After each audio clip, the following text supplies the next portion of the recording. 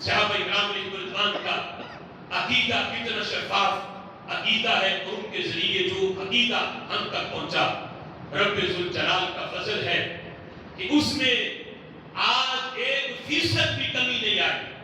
جو محبوب نے اپنے غلاموں کو پڑھایا، اس کی صحیح تصویر اور اس کا عکس اگر دیکھنا ہے تو وہ عقیدہ اہل سنت میں نظر آئے گا۔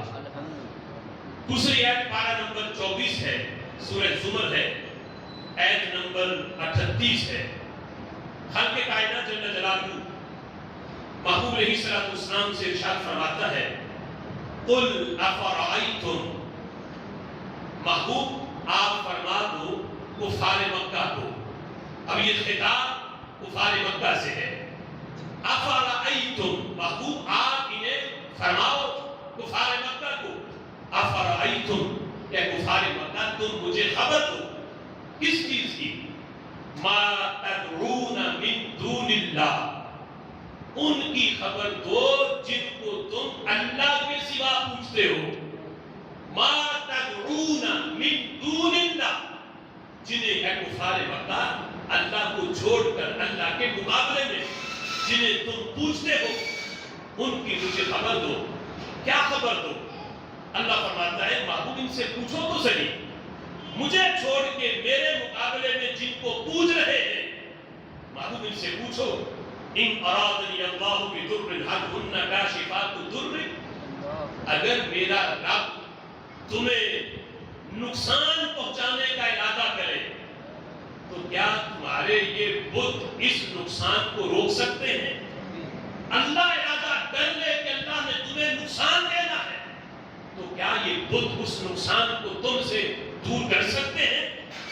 او ارادنی برحمت هل هن ممسکات رحمتی، محبوب ان سے یہ بھی پوچھو اگر رب تمہیں رحمت دینا چاہے، تم پہ رحمتوں کا نزول کرنا چاہے تو یہ بت اس رحمت کو روک سکتے ہیں کہ آگے رکاوٹ بن جائیں اور وہ رحمت تم تک نہ پہنچنے دے؟ تو جواب بھی رب ذوالجلال نے خود ہی دیا، فرمایا ہرگز نہیں، نہ یہ نقصان روک سکتے ہیں نہ یہ فائدہ کسی کو دے سکتے ہیں۔ تو رب ذوالجلال فرماتا ہے محبوب ان سے فرما دو حسبی اللہ، میرے لیے اللہ کافی ہے۔ اے کفار مکہ جسے تم پوچھ رہے ہو اللہ کو چھوڑ کر، نہ وہ نقصان دے سکتے ہیں نہ نقصان دور کر سکتے ہیں نہ کوئی نفع دے سکتے ہیں، ان کے مقابلے میں میں کہتا ہوں جنہیں تم پوچھتے ہو یہ بت میرا کچھ نہیں بگاڑ سکتے۔ کیوں؟ حسبی اللہ، مجھے میرا رب کافی ہے، حسبی اللہ، مجھے میرا اللہ کافی ہے۔ یہاں خالق کائنات جل جلالہ کے محبوب صلی اللہ علیہ وسلم نے جن کے مقابلے میں یہ لفظ بولے، بات کافروں سے ہو رہی ہے، مومنوں سے نہیں ہو رہی، بات کافروں کی ہے، اور جن کے مقابلے میں یہ لفظ بولے گئے وہ بت ہے۔ جتنا بڑا دھوکہ آج بولے والے مسلمانوں کے ساتھ، من دون اللہ کے لفظ جو قرآن میں آئے اللہ کے سوا تم پوچھتے ہو پکارتے ہو، وہاں بات بتوں کی تھی۔ آج وہ ساری کی ساری آیات ان لوگوں نے اللہ کے اولیاء اللہ کے انبیاء میں لگا، سیاق و سباق دیتا ہی نہیں، یا پتہ ہونے کے باوجود جان پوچھ کے رب ذوالجلال کے اولیاء کے بتوں والی آیات لگا کے یہ کہا کہ اگر تم نے المدد یا غوث کہا تو یہ بھی شرک ہو جائے گا، یہ بھی من دون اللہ ہے۔ اگر تم نے المدد یا رسول اللہ کہا یہ بھی من دون اللہ ہے، اور اگر تم نے المدد یا علی کہا یہ بھی تدعون من دون اللہ ہے۔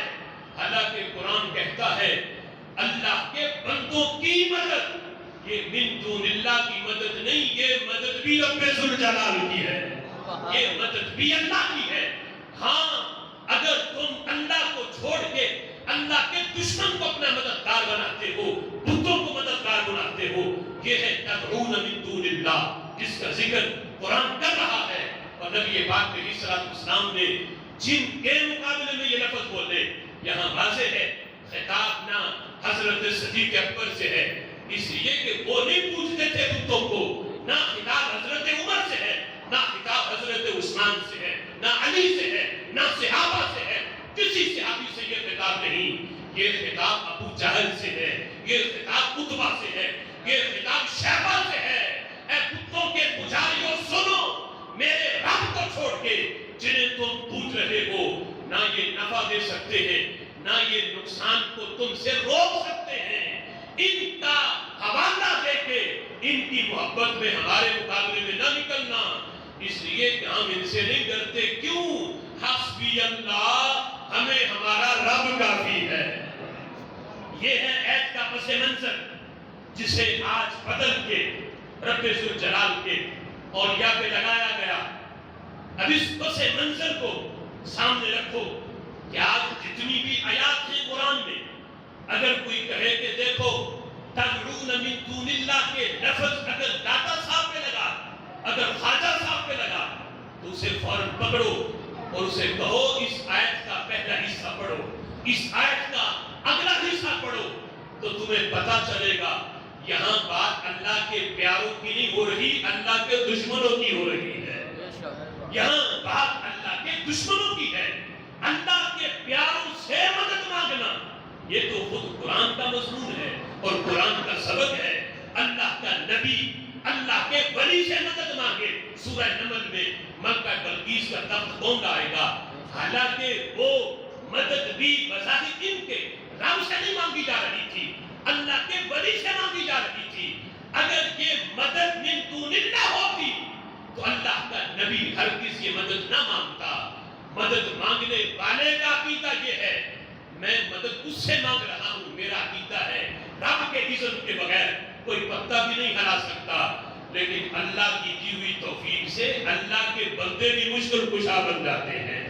مدد مانگنے والے کا بھی یہ نظریہ، کرنے والے کا بھی، کہ میں اپنی طرف سے کچھ نہیں کر رہا، میرے اندر جو بھی طاقت آئی ہے میرے رب کی دی ہوئی ہے۔ یہ وہ عقیدہ، یہ وہ نظریہ ہے جو قرآن کا عقیدہ اور قرآن کا درس ہے۔ ہرگز تدعون من دون اللہ، جہاں بھی قرآن میں یہ لفظ آئے، اس سے اولیاء کی ذات، انبیاء کی ذات مراد نہیں ہے۔ اس سے جہاں بھی یہ لفظ آئے ہیں رب ذوالجلال نے مشرکین کا ذکر کرتے ہوئے بتوں کا ذکر کیا ہے کہ تم رب کو چھوڑ کے جو بتوں کی عبادت کرتے ہو، نہ یہ نفع دے سکتے ہیں نہ نقصان دے سکتے ہیں۔